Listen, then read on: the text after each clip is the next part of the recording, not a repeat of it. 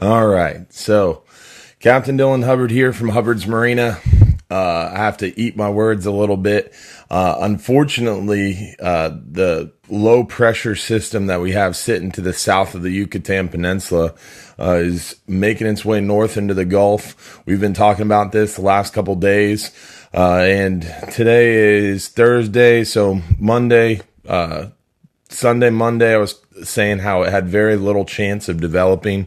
Overnight, this morning's live weather and fishing report, I didn't really talk about it much, didn't give it much credibility, but unfortunately, overnight, some of these European models, some of these tropical models really are giving this thing some development.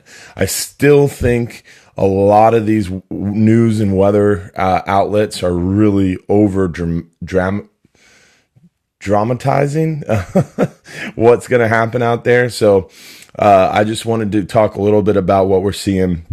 We were expecting a low pressure to kind of sweep down and suck this thing into it and pull it out of the Gulf a little bit quicker.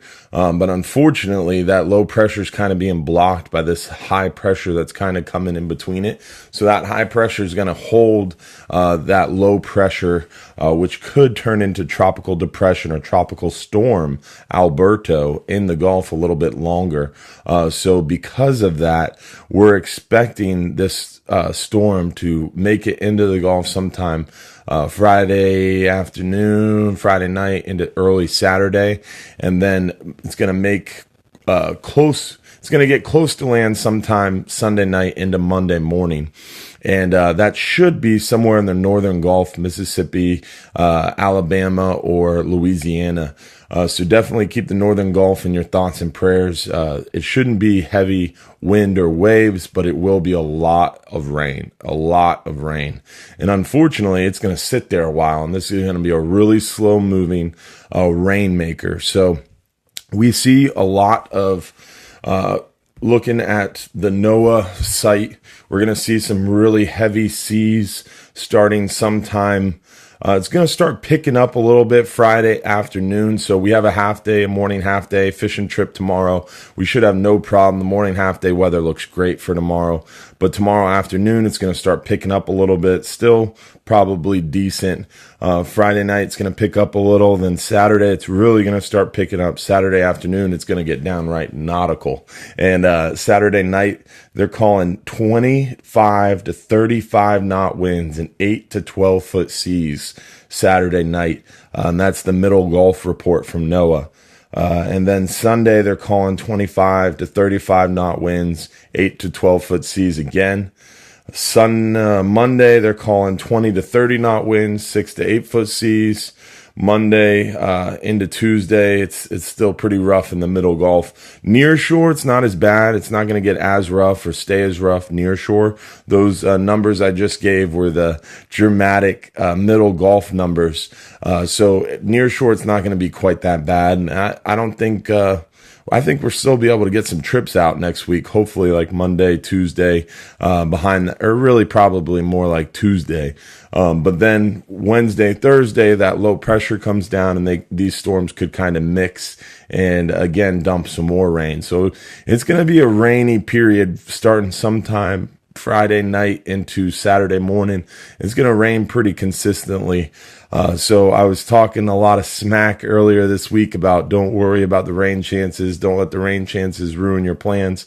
Well, now things have changed. The development is there, and we will see this thing develop into a tropical storm most likely over the next couple days when it enters the Gulf. Right now, it's south of the Yucatan. The water's cold down there. As it gets north of the Yucatan Peninsula into the warmer Gulf waters, that's when we'll start to see that development start to happen. And if it gets slowed down by that high pressure, it could even develop into a hurricane. But definitely 70-80% chance it's going to be a tropical depression. 50-60% chance it's going to be a tropical storm, and probably more like a 10 to 15% chance that it could become a Cat 1 hurricane before making landfall. So we're keeping our eye on this thing, and I'll definitely keep trying to update you guys as best I can. One of the best avenues that I use to keep up to date with all this stuff is spaghettimodels.com. You can Google Mike's weather page. Mike is a guy out of Tampa, I think, a local guy, super, super cool. And he has one of the best resources for this type of weather. You can find it also on Hubbard's Marina's weather links page. If you go to hubbardsmarina.com, click the info tab, and then under info, pick weather links. And at the bottom of our weather links page is what I call the ultimate weather and storm forecast. And that link is the Spaghetti Models link that I'm looking at right now. And Mike has his Mike's weather page, Facebook page, feed on the page. He's got a bunch of different models and spaghetti plots, all that kind of stuff. So definitely check out spaghettimodels.com through Hubbard's Marina, and stay tuned to our weather and fishing reports. As far as fishing reports goes, I saw one of the biggest snook I've seen recently cruising along the dock this morning, and I saw about 5 to 6 different anglers throw baits at it, and he was just taunting us. I mean, this thing was girthy. It was a big monster snook for sure. So it was very impressive to see the snook out there, big breeder snook moving through the pass. A lot of snook being caught along the beach and through the pass. So right now is a great time to get out there and have fun with one of those snook, but they are out of season. You got to get them back in the water carefully, quickly, and definitely be careful handling those big breeder snook, because it is snook spawning season. We want to make sure they have plenty of time to get healthy and big, and hopefully give us plenty more snook for next year. Besides the snook, today we had a 10-hour all day. They went a little bit deeper with Captain Frank. It was a super light load, but they went out there. They did pretty well. They caught a couple mangroves. They caught some hogfish. They didn't catch any hogfish, but they caught some strawberry grouper, some lanes. It was a little bit slow on the all day, but they did pretty well. They had a nice catch after a slow grind through the day, but everybody was happy with a good stringer of fish. Our 5-hour half days, Captain Garrett did very well on the half days. We caught some hogfish on both the morning and the afternoon half day today. A lot of fish on the boats as well, so that was cool to see doing so well on the half day today. So the fishing was pretty good near shore. Offshore is a little bit slower. And Captain Joe took the Flying Hub 2 out today for a private charter 10-hour, and they did pretty well on the 10-hour as well. So all in all, it was a good fishing day. Captain Joe brought home some nice African pompano and some other big fish, some red grouper and such. Again, it was a little bit slow offshore, but they had some beautiful fish coming in on the Flying Hub 2. Unfortunately, today was the last full day of real nice weather. Looks like the weather's going to get a little bit sporty here over the next couple days. Tomorrow should be nice in the morning, but it'll probably get a little bit nasty towards the afternoon, somewhere around 2, 3, 4 o'clock in the afternoon.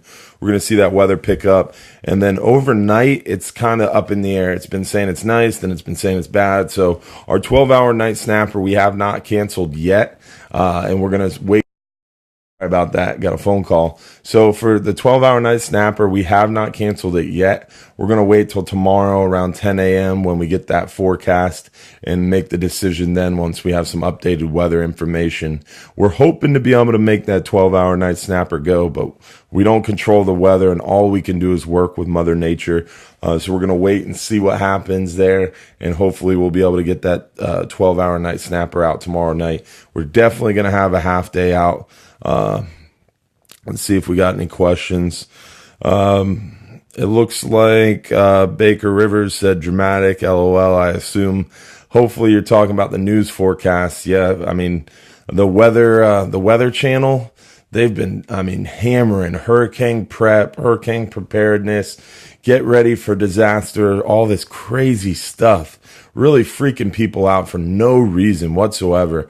And it's terrible for our region. I mean, you start hearing national news talking about how Florida's going to be demolished by hurricanes. It's definitely not good for business and not good for our state economy. So I really detest national news